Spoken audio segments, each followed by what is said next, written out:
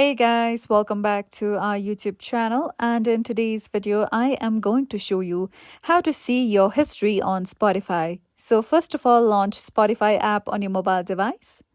Now, once you come here, you can scroll down below and you can go through your recently played songs like this. Or if you scroll down below, you can see other various options for you.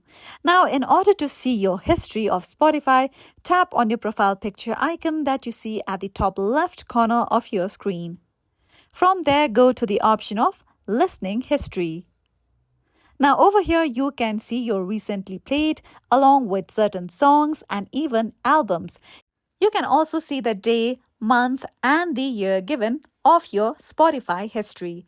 So follow these easy steps and you can check your entire history on Spotify like that.